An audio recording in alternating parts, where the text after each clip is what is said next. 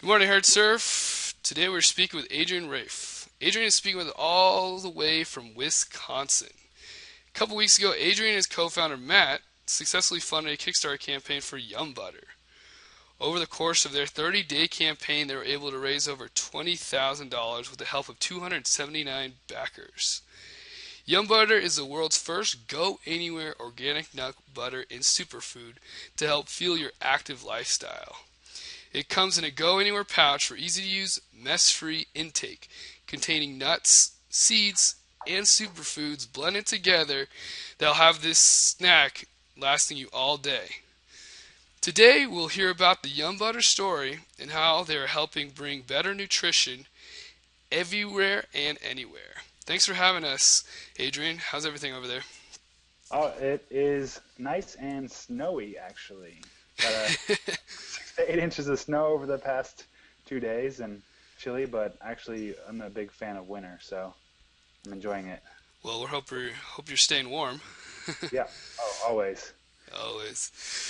Okay, so why don't we jump right into it? Why don't you, I guess, Yumbutter, it's a pretty interesting name. Why don't you tell us a little bit about where that came from? Cool, yeah. So, Yumbutter is a really cool story. It spans two different folks, myself and my co-owner Matt Demore, who's a pretty awesome co-owner with me here in Wisconsin. And Yumbutter actually started in about the idea started in 2008 when I actually started churning my own peanut butter after asking the simple question, how do you make this? I picked up a jar of peanut butter from the store and just looked at it and was like, how do you actually make this? And went online and figured out that it was pretty darn easy. And so that was kind of the impetus to go to the store, grab a food processor and some peanuts and make the very first batch of homemade home-style peanut butter. And I like to think of that as one of my big entries into my love for food. Prior to that, I'd actually been studying nutrition for about 10 years, just self-teaching myself about nutrition, fitness, wellness, and this was kind of that next step. Then I did what I always do when I'm cooking at home. I started throwing random stuff from my cabinet into that batch of peanut butter, Absolutely. and came up with some really cool, really fun, really out there combinations. And said, "Huh, this stuff's amazing, tastes good, it's creative, and maybe someday this could be a business idea." So let that stew for a while, and in the meantime, in the following years, I quit my corporate job, traveled around Asia, taught English in China, hiked to Mount Everest Base Camp, wrestled Nice. with Mongolians in Mongolia, a ton of fun stuff, and this idea was percolating and brewing, as I like to say, and somewhere during that trip, I was like, this could actually be an actual business. I can put my creativity into it. I can put my passion into it. I can make it wholesome and healthy, and then I can use it to make the world a better place through social entrepreneurship. Um, and actually, the biggest impetus I think was in a small village about 15,000 feet in the Nepal Himalaya, hiking towards Mount Everest Base Camp, and stopped one day for lunch with two other gentlemen I met while trekking, a guy from Germany and a guy from Basque Country in the north of Spain. And I had some peanut butter from Kathmandu in my backpack and some crackers. I spread it on just like I did every other day for lunch, and then looked around and sprinkled out some local spices. We were actually hanging out in this lady's kitchen, a smoky old dark kitchen on a cold day, and she was making tea for us and sprinkled on some spices onto the peanut butter and crackers. And Ivica and Andy were like, "What? Why are you doing that? That's crazy. Why would you put spices on your peanut butter and crackers?" I was like, "I don't know. I don't know why." But took a bite into it, and it was amazing. Wow. And came back to the States with less than $80 in my bank account, and started recreating this flavor profile of spices and adding it to my homestyle peanut butter, and kept eating it over the course of a couple of days and weeks, and was like, this is really good. And now that's our Asian jazz potion today. So Oh, that was nice. kind of the big impetus for really setting out and seeing if other people would like this. And in the meantime, Matt, who's now my business partner, had been on a nutrition journey as well, and had been making his own peanut butters for quite some time to fuel his healthy lifestyle. And Matt, like myself, is a big traveler.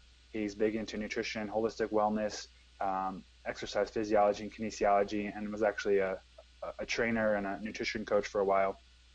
And he started a company making sprouted, gluten-free, raw cereals.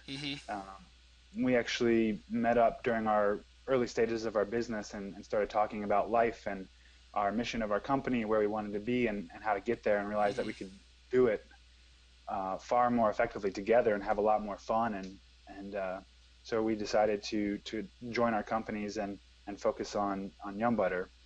The name itself actually just came from a brainstorming day back in late, I don't know, 2008 or something like that, where thinking about how to simplify the name and keep it simple and really talk about what's in the food. And it was yummy stuff plus peanut butter. And I said, wow, Yumbutter, perfect. So simple as that. Yummy stuff plus peanut butter equals Yumbutter. And a fun name, catchy name, simple, and really just tries to encapsulate the uniqueness and the fun that we try to have through the brand and through the food, and make people realize that food doesn't have to be serious, doesn't have to be hard, doesn't have to be boring. So going into the product, I know, you said it was percolating for a while. You were, testing a little bit of different ingredients. Yep. When did you kind of make that turn where it's like, all right, this is good enough, and I think people might actually want to purchase this. Let's make this into a business. Where did that engine start turning on?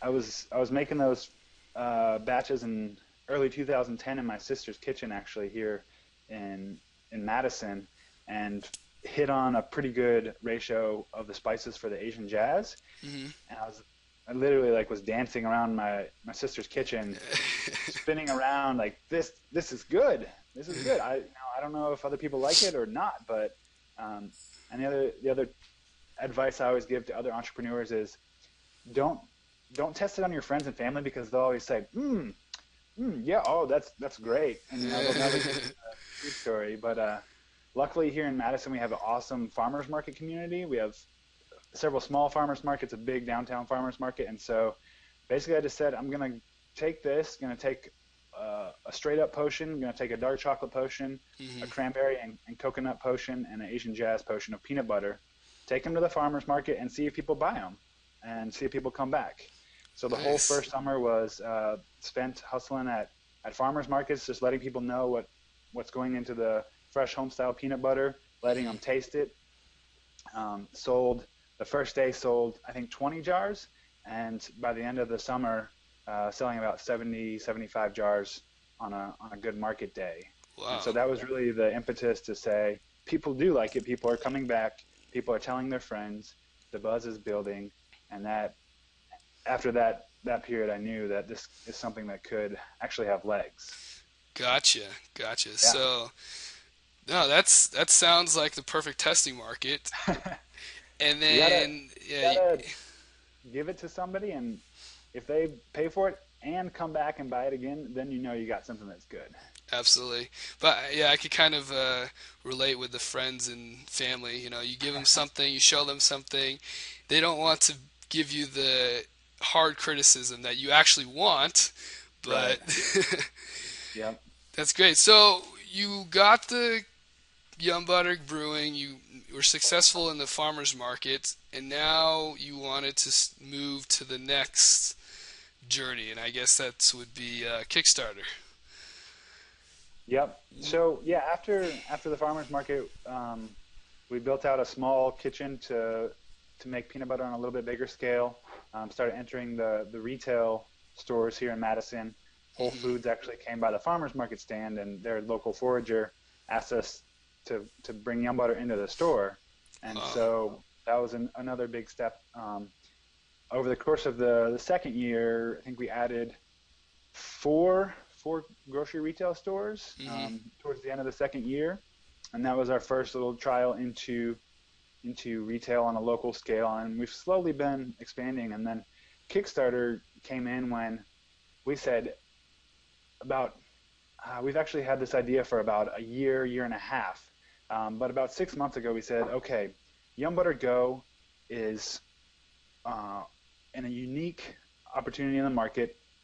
It helps us expand our buy one, feed one model. It helps us get healthy food out to people. And it just so cool and so fun and so functional, because we were carrying around our own jars of Yumbutter in our backpacks and briefcases and stuff, around town, or on biking around town, get places, going to meetings, to the office. And like, how awesome would it be to have a nut butter, a peanut butter, or almond butter with us anywhere we go, not in a glass jar or not in a plastic jar. So that kind of got us going down that path. And then about 6 months ago, we said, okay, it's time to do this thing for real. And so started preparing for launching this food, and realized that, well, hey, let's test it and see if people get excited about it first, and help us get that first round of funding to do a small initial run of YumbutterGO, so that we can actually have a concept in hand to go to grocery stores and present it to them, and then have some inventory on hand to be able to fulfill those first orders. Okay. So yeah, that's where Kickstarter came in, and we thought it was a unique way to get people excited to actually put this idea out into the world, instead of saying, holding it like a secret, a state secret that we don't want anybody to see. But we're actually putting it out into the world before it's live, and getting feedback, getting excitement going, and then getting the funding to allow us to take this next step in our business. So it's been pretty awesome. Got it. Yeah. So YumbutterGO is Yumbutter, but packaged in a to-go form. And that was essentially what you were bringing to Kickstarter? Definitely, yeah. So we're taking Yumbutter. We're adding a few potions. We're taking our peanut butter. We're taking our almond butter, putting those in these awesome to-go pouches. We have them trademarked Go Anywhere pouch. Cool. And they're multi-serving, no mess, and about 7 to 8 servings per pouch.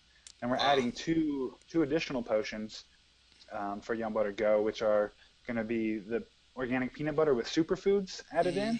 So hemp seeds, chia, and goji berry, and almond butter with superfoods in. So we're going to have 4 SKUs of YumbutterGO, 4 different potions.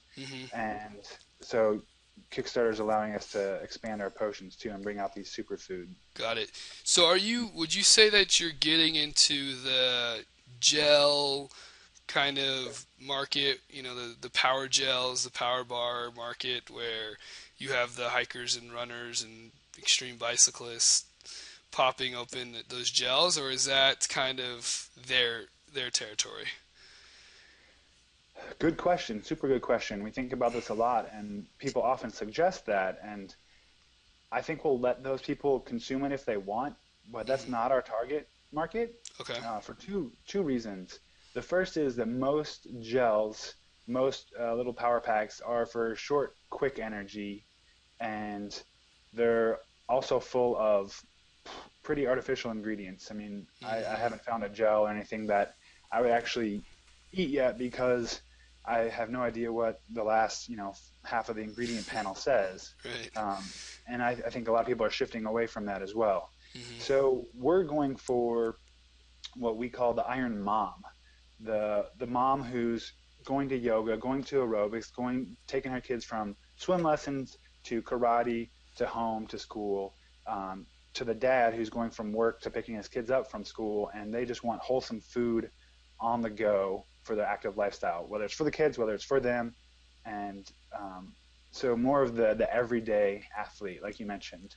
Okay. I think hikers and cyclists are for sure going to grab this stuff and throw it on their bike rides. Absolutely. Matt and I are huge outdoor fans. We're climbing, we're hiking, we're jumping off of waterfalls, we're doing all sorts of stuff. Absolutely. And so it's awesome for that as well.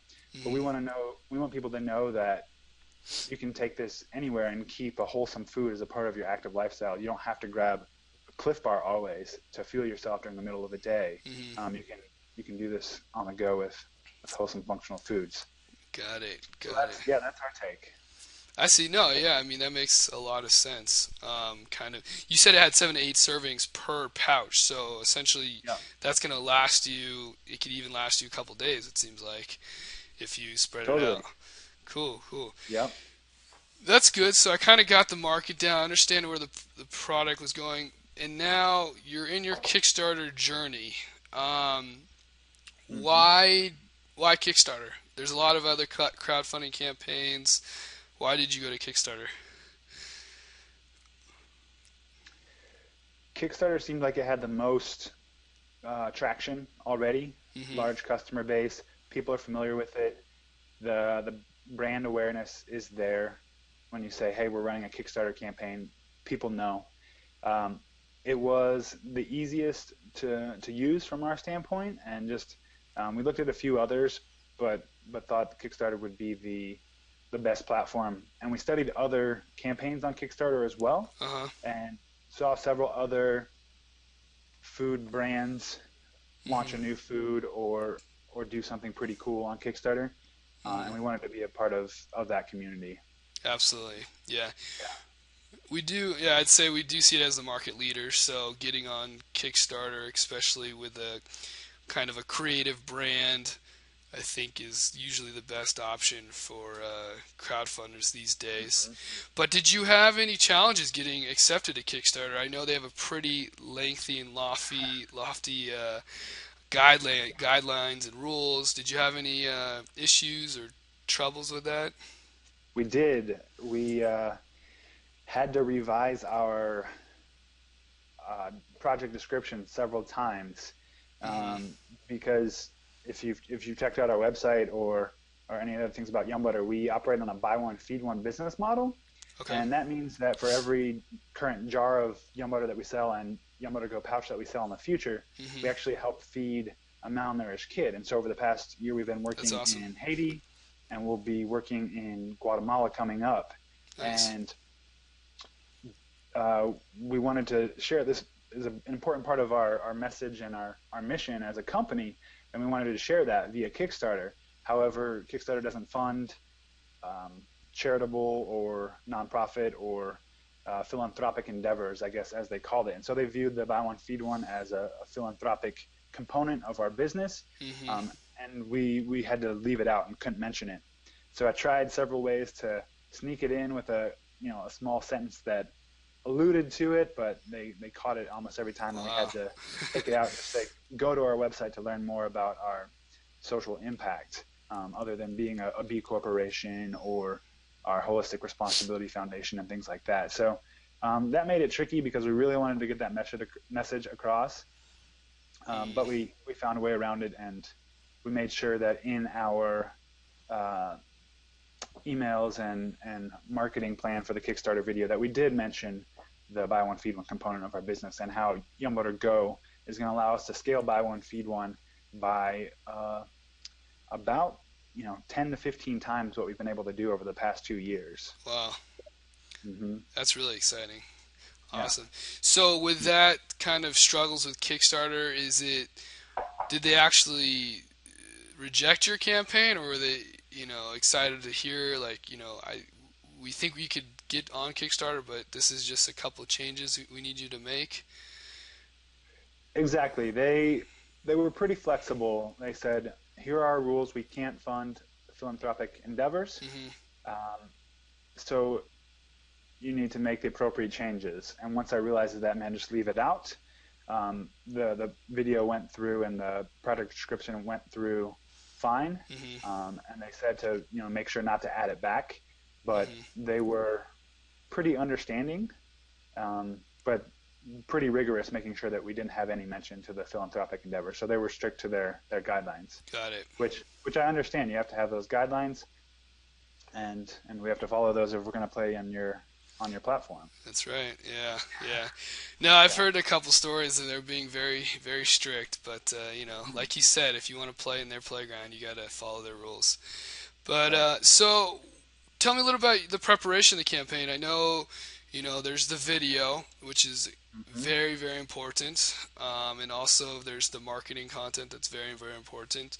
Can you give me a little bit of how long did that take you? Where did the ideas for your video come from? And, going a little bit into background of that. Sure. The, uh, the the process for us, we're not very good. We're not. I would call ourselves not project managers. Um, we have amazing ideas, and so we understood how we wanted the video to flow from an overall standpoint and the story we wanted to tell. And I crafted the message and the storyboard for the video, and then with the help of another gentleman who we share office space with, actually Rob Sachs from Pop-O-Matic Studios, we were able to hone down how we should start to outline this video. So we had some professional help from an advice standpoint. So we outlined our message, started a storyboard that, got ideas for where we should shoot different things, shoot different parts of the video. Then we found an amazing camera guy here in Madison, Mike Pulsekill, and hired Mike for the day basically, and he gave us a slamming deal because he's a cool dude and wanted to help us out. And he actually shoots a lot of video for one of the world's largest bicycle manufacturing companies. Wow, nice. Yeah, and so he's an amazing shooter. Met up with him, and I said, "Hey, Mike, here's our plan. We got a day to do this. How are we going to get all this shot?" And we just kind of plotted out the day with some flexibility in, and said, "Okay, 8 a.m. we're going to start shooting here when the sun's good with the wall behind us. By noon, we need to have this done and these interviews done. Later on in the day, when the sun's down a little bit lower, we want to be outside over on Picnic Point, which is a really cool peninsula that jets out into the lake here in Madison, and get some footage there. And then we'll just shoot other random stuff during the day to get all the, call it B-roll, as the background type footage that's behind the voice overlay and things like that." So showed up, had ourselves ready, had all the props that we needed, had all the interviews scheduled, had our own schedule set up more or less, and just started rolling early in the morning and take after take until we got it. Moved to another location, take after take till we got it. Shot some ingredient stuff. At the same time, Rob from Pop-O-Matic Studios was working on the little illustration in the middle of the video that dropped in quite nicely. And then after that was done, we sent it off to a friend of ours who edited it all together and put some music to it and added a few voiceovers at the end because we didn't have the perfect audio the first time around. Right. And I think then we had three revisions of the final that we just had to get tweaked a little bit, and that was it. So from planning to end of the video, it took us 2 weeks, I'd say, which is a pretty short time from my understanding of video production. Yeah, that's quick. And I thought we had a pretty killer video at the end with all the help that we got. Nice. So after the video production, were you guys pretty much ready to go off into Kickstarter, or did you spend a lot more time on the marketing content as well? We had about 2 or 3 weeks left till we wanted to launch the campaign from when the video was done. Okay. So in building the product and YumbutterGO itself, we've been working on it for about 6 months, like I said. So we already had most of that content in place. We put it into the Kickstarter product description, built out our rewards, and then started studying how we're going to share this with folks and get the word out pretty quickly in order to reach our goal. So the last 2 weeks before the campaign launch, we were working pretty hard on developing a way to get the word out and share this thing quickly. Was that a combination of like PR releases, or were you actually like reaching out to like blogs to get the word out, or is it mostly like friends and family? So we wanted to reach out to blogs, but we never got there. But we had the two main things that we did to get excitement going. We had a Kickstarter launch party here in our office space, and just had a fun night, and had a big food spread and bobbing for apples and a few other activities, some music going, and invited I think about 25 of our closest friends and supporters Mm-hmm. just around town, even folks from some of the grocery stores that we're in, Mm-hmm. our bankers and other mentors, other food Awesome. company owners. So really cool folks. And let people know, gave them a preview of our video and said, hey, this is getting ready to launch. And we just want to let you know what we're up to. And we love your support because you've been so huge for us so far. And this is a big step for us. So we let people know how important this was to us. And we wanted to get people excited and let people know what we're up to. And that actually really helped in putting it out to the universe, this big step that we're taking. Mm-hmm. People got super excited and wanted to help us. So that was the first step. The other piece was building out an email and Facebook marketing campaign. So looking at building out a list of friends from over the years and close family and friends who we could go and ask to either pledge, but more so share the word, spread the word. Mm-hmm.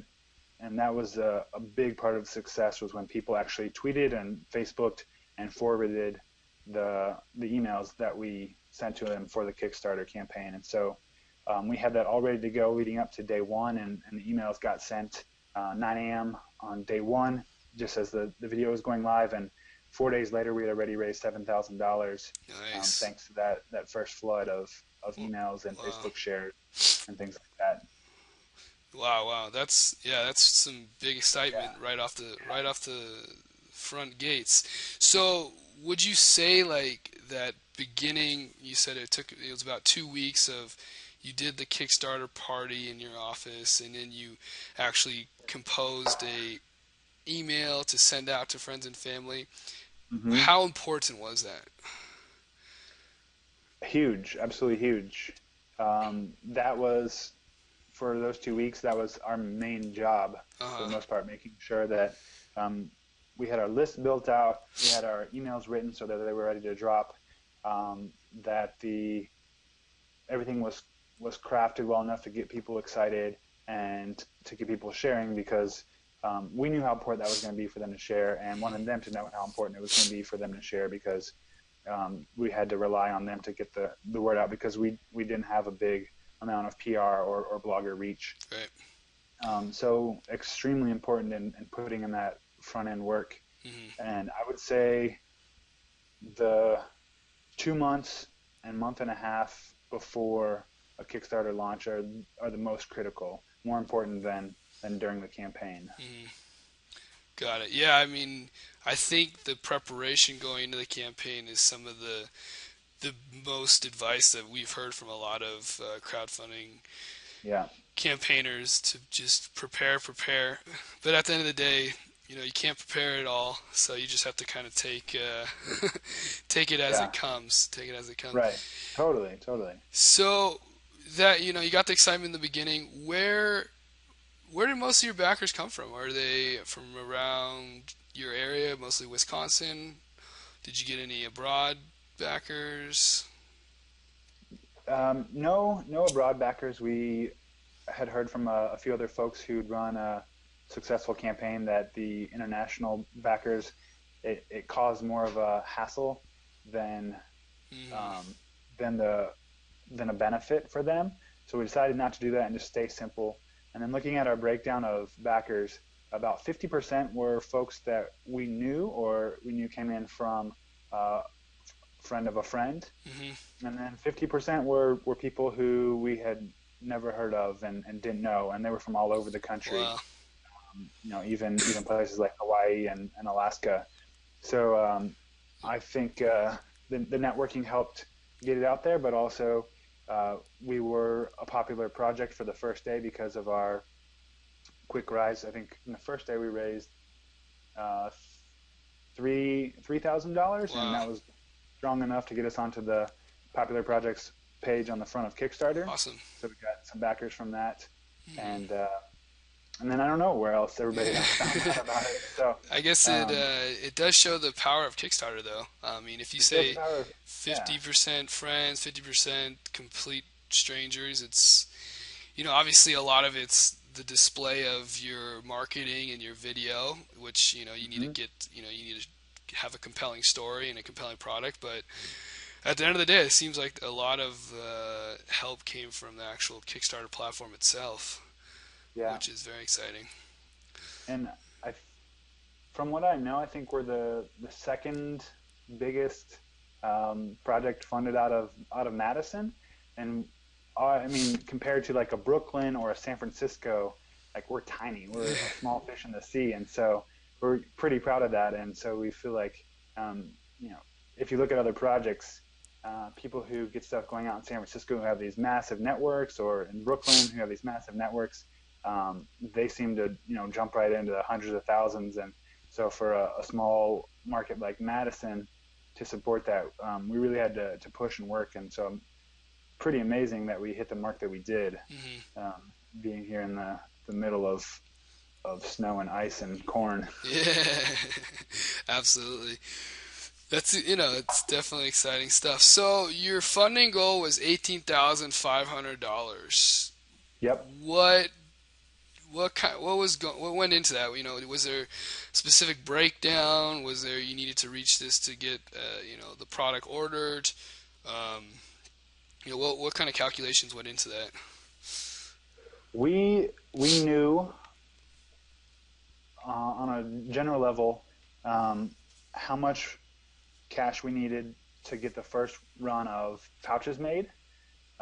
So that was a number that we threw around in there. And then we also knew that we were going to put a month and a half of our time leading up to the campaign, and a lot during the campaign, into this. So we knew we needed to recoup that cost in some way, make it worth all our time investment. So we felt like anything lower than 18.5 would have not made it as worth it. Obviously, it'd still be awesome, and everything would have went well and been a little bit easier. But we felt like we needed to hit this number to carry out the next steps for us. But we were around the idea of going a lot higher, but there was just added risk in that, and I'm not sure what the benefit of putting a higher number out there is, unless that's exactly what you need to make this happen. So for us, 18.5 was what it take to make this happen, go to the next level and make it worth it. But going higher would have been just a riskier proposal for us. Okay, got it.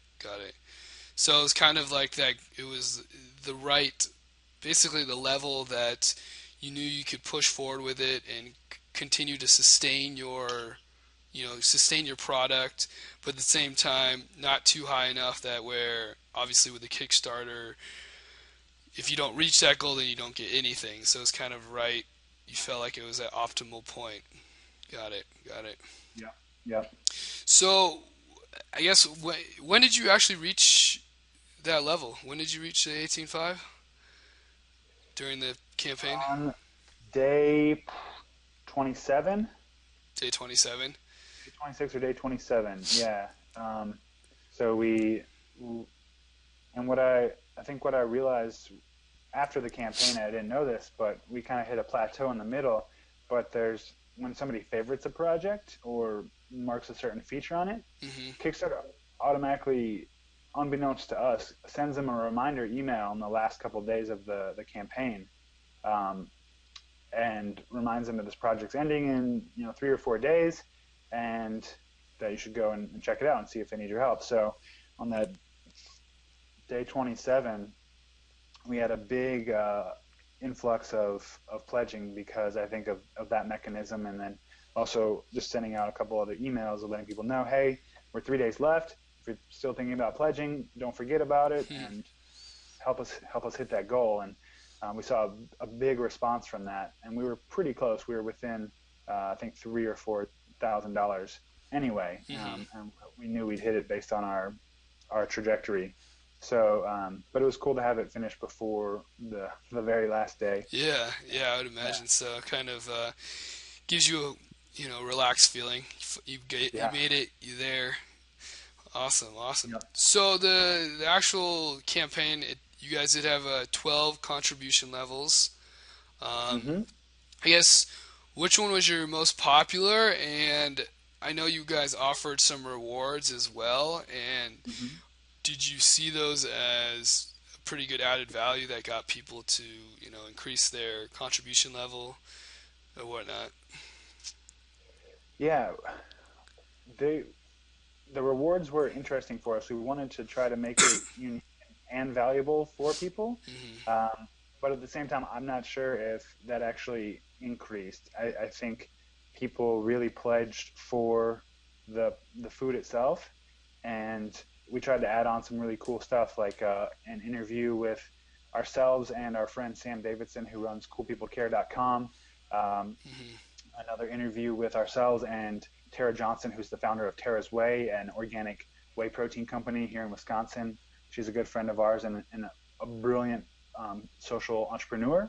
And so we thought this would be really cool add-ons to folks, get to talk with us live and talk with Tara or talk with Sam.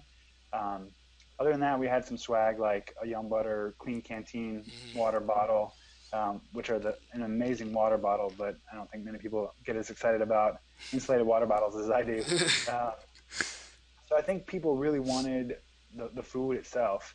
Our most popular reward was the $25 level, um, which makes tons of sense. It's a pretty good deal. I think they're getting 2 pouches shipped to their door for free, and be one of the first. And so pretty simple and allows a lot of people to participate at that level and show their support. Um, we did have a lot of $75 level supporters as well. So Hmm. between both of those, it was pretty even. Hmm. If I were to do it again, if we were to do it again, I would say that we would simplify the rewards and bring the price down and try to sell it at cost, basically, Okay. and really reward people for backing early, instead of we added in a little bit of margin just to make sure that we didn't shoot ourselves in the foot by adding more cost than we needed, for Hmm. shipping and the time it would take to get all the rewards out. And we're not sure 100% exactly how much that first run will cost. Hmm.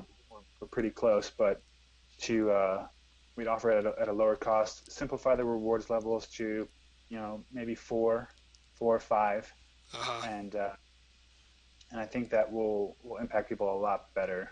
I don't think they're in it for the swag as much as just the food itself. Right, right, or the actual product itself. Gotcha. Yeah. Absolutely. The other cool thing that we wanted to test out and try and do, um, that I think is really cool and could be expanded upon for other people and other projects is we actually tried to have we had a retailer level, an early bird retailer. So, for example, Whole Foods or our local co-ops or other grocery stores that we already have as customers could, in essence, help fund YumbutterGO to get on their shelves. If they know they're going to order it in 2 months, why not order it now? And they could have funded us at the $100 level. And so we had a couple people take up that reward level. Um, Hmm.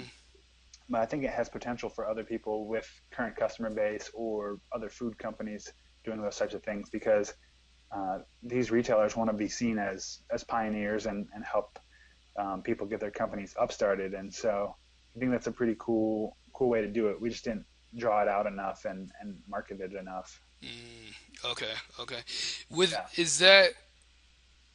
I mean, I've heard a couple angles on that because is that more of like a marketing end on both sides? Like, they're getting some marketing by backing a Kickstarter because what I've heard is that you can't actually offer your product in like bundles or like in large shipments.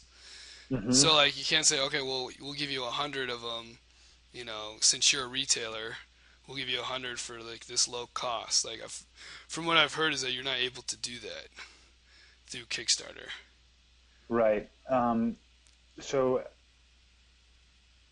I forget how they. I can check it out real quick, but I forget how they went and let it go through. Hmm. Um, I think like what if we. you do it like in different, maybe if you did it in different flavors or something, if it you Hmm. offer a bunch of them in different flavors, maybe that was it. Yeah, we didn't have a huge. It wasn't a huge bulk purchase Hmm. with that level. Let's see here. Yeah, so we offered them 5 cases, Hmm. and at the $100 level, and basically and a few other add-ons like in-store training, a webinar for training your staff, and featuring them on our website as a pioneering retailer. Hmm. Um, so what we saw is obviously we only got two folks backing that, um, Hmm. but Kickstarter let that go through, and I tried to have it as a bulk like you were mentioning, but Hmm. they mentioned that we couldn't do that, and so basically I just had to put up there that they get 5 cases for this level, and then let them do the math. Um, Instead of Okay. saying you're going to get 100 for this amazing discount. And so, yeah, that's how we got around that. Okay. Okay. Yeah, I mean that kind of sounds like an interesting, definitely a different take on the rewards level, and kind of like an interesting way to get, Yeah. the larger purchasers involved as well. Do Absolutely. you know? Do you know if there's any platform that is, you know, for example, solely for grocery stores to come pledge for food companies or things like that, as opposed to just individual backers? Um, 'Cause that might be your next business idea. right? Yeah.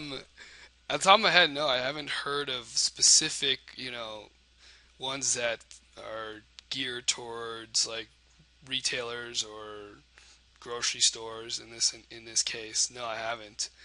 Yeah. But it could be interesting. It could be something maybe in like the equity type of, crowdfunding where they actually get a stake in the company by putting Hmm. a large order. Hmm. Oh yeah. Could There's a be thought. could be an Yeah. interesting conversation. Right. Right. Yeah. um, but yeah, I think it'd be a really good idea. Something that if you could get the right retailers on board and see if get the right products there, I think it could be a good way to bring them together. Absolutely. Yeah. Um, so obviously you guys are successful Kickstarters. You guys got the money, or I don't know if you have the money yet. I know it takes some time, but now it's going into delivering, and Hmm. I've delivering is obviously you want to ship on time, but obviously at the end of the day, you want to give your backers the highest quality. You want to, and you want to give them the right product. So, where are you guys now, and when do you guys expect to be shipping? Yeah, we made sure to give ourselves some time to organize the rewards after the campaign ended, and Hmm. we'll plan on shipping the earliest rewards out in mid to late January, which is what we forecasted on the rewards levels.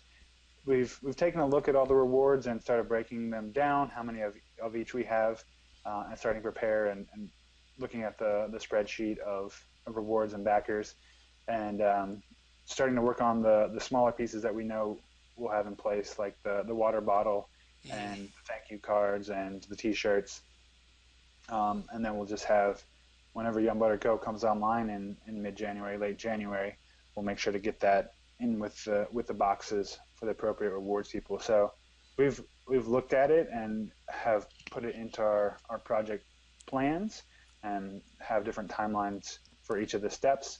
Other than that, we haven't had taken too many actual steps on getting those out because we have about another month until we'll start sending those, which is Hmm. giving us time to actually focus on the production side of the product. And we didn't want to overload ourselves with rewards fulfillment right away. Hmm. Gotcha. Gotcha. Yeah. So, besides the cash that you've obviously received and the support from your backers, um, is there any other benefits that you receive from doing a campaign through Kickstarter or through crowdfunding? Yeah, definitely.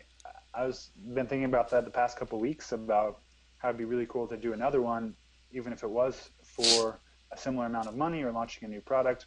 But the amount of buzz that we've received has been, I think, just as big and potentially bigger down the road thanks to the Kickstarter video. I mean, we had this awesome video produced, so that's amazing collateral that people have got to see our personality, got to see our brand, Hmm. got to see what we're up to, and now we have this fan base, 279 actual backers, and then thousands of other people who saw the video, who we feel like can help jumpstart the launch of YumbutterGO. At the same time, for the past month, anywhere we went around Madison, it seemed like everybody would start out with, how's your Kickstarter campaign going? Or congratulations on getting I would say 98% of the people we talked to who we knew, or even, in our extended network, knew about the campaign. Just because it was spreading around on Facebook and email, and people were talking about it. So it really got the excitement going, and we got people talking about us and looking into what we're doing, and learning more about our company too. So we did see a spike in our current sales at current grocery stores at the same time. Again, nice. I think more awareness. And awesome. Now we've had the opportunity to talk to awesome folks like you with Herdsurf, and we have a social media meetup group here in Madison that meets one Wednesday a month. And so I'll actually be speaking on a panel with them in January about the Kickstarter campaign and how we got the word out for that. And awesome. A few other folks have reached out to us who've seen who've seen our video on Kickstarter and wanted to learn more. So yeah, tons of extra exposure that we can't really quantify right now, but I definitely know it's gonna come into play, and it just helps us up the momentum of where we've been going for the past 6 months anyway. Absolutely, yeah. I think I definitely see some excitement.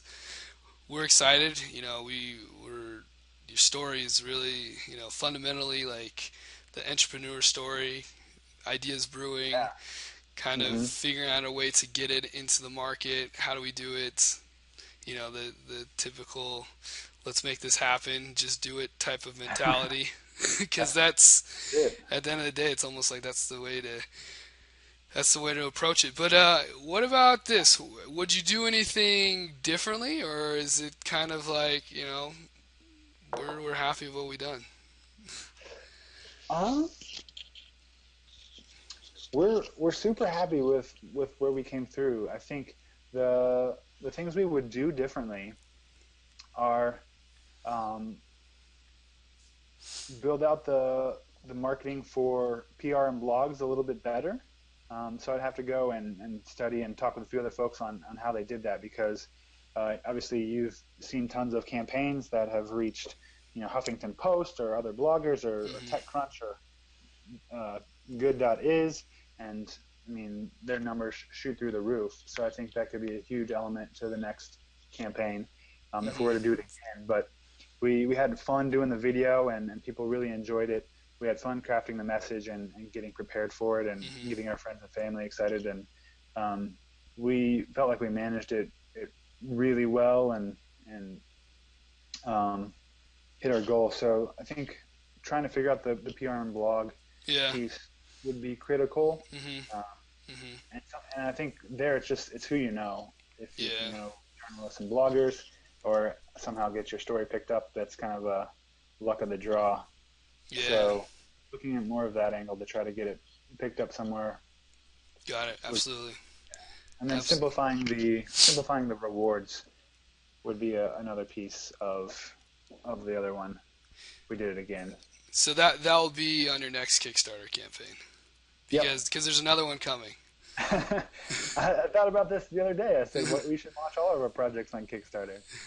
Hey, I mean, it's not a bad idea. Yeah. I mean, it's pretty awesome. Do you have actual products kind of in the pipeline, or is this more of just like we loved our experience? If we do have a product, we would love to launch it on Kickstarter? No, we definitely have additional products, more extensions of YumbutterGO and potential stuff down the road.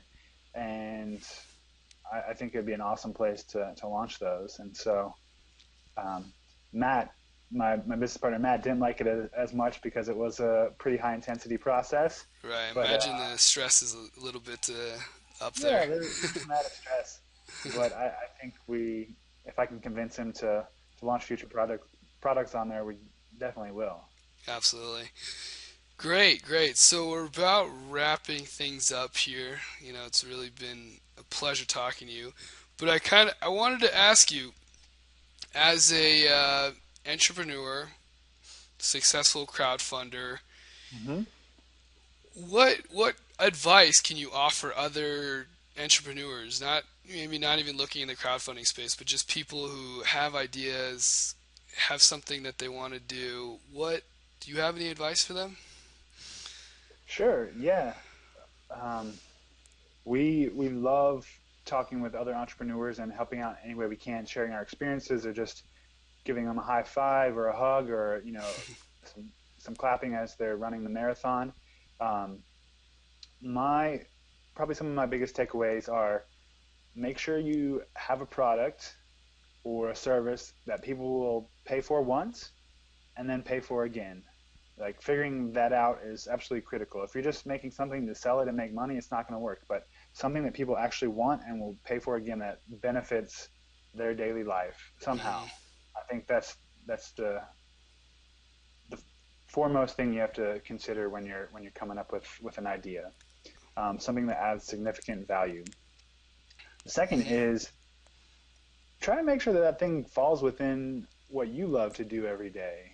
Because if you're not excited to get out of bed and talk about peanut butter and superfoods and helping malnourished kids in Guatemala, Uh, it's not going to be fun waking up. So that's exactly what we love to do. We love food, we love fitness, we love helping people and improving people's lives. That's the sole focus of our existence. And so we get to do that every day because of the food that we've created. Um, and so I think it just makes it so much easier. And the passion comes through when you're out talking to people about your business or your enterprise or your nonprofit or whatever it is that you're starting. hmm. Um, People, whether they can notice it or not, they feel it. They feel the sincerity. They feel the authenticity. They feel the desire to make a difference. And if that's true, then it's going to go. People are going to share the word. People are going to give it a try. People are going to buy it again. So those are the two key components. The third that I think is probably overlooked by a Hmm. lot of entrepreneurs and a lot of business school classes and a lot of business coaches and CEOs is Uh-huh. uh, the ability to rest yourself and step outside of your business for small periods of time. Hmm. If you love backpacking, go backpacking, get off the grid. Hmm. If you love spas, go to a spa for 2 days and get your massages and your treatments and whatever. Right. Um, but really get away from all the hustle and bustle, get away from your emails, Uh-huh. get away from your to-do list, and don't think about the business for a couple days every so often. Hmm. Make sure to get this rest and recuperation. And from my experience, it's allowed us huge insight into the business, Hmm. huge amount of reflection onto where we've been and where we're going. Hmm. It's been reinvigorating and re-energizing during those grinding periods where you're just slogging along day after day. Yep. Um, and something that I've made a big part of my life over the past 3.5, 4 years is meditation. Hmm. And so I do a 10-day long meditation course once a year at Hmm. least. And then during the day, every morning, I try to sit for at least 20 to 30 minutes, sometimes an hour, and really just focus in, try to slow down the mind and get ready for the day. And it's not always a silver bullet, but it's something that's really helped me as an entrepreneur um, battle the roller coaster that is entrepreneurship and Right. stay passionate, stay excited, come up with new ideas. Hmm. Um, and so that's a big piece of advice that I give to anybody, especially entrepreneurs and business owners. Wow. Wow. Yeah, There you have it. There you have it. That is some really, really awesome advice, and it truly is a pleasure speaking with you today, Adrian. Thank you yeah, absolutely. so, so much for your time.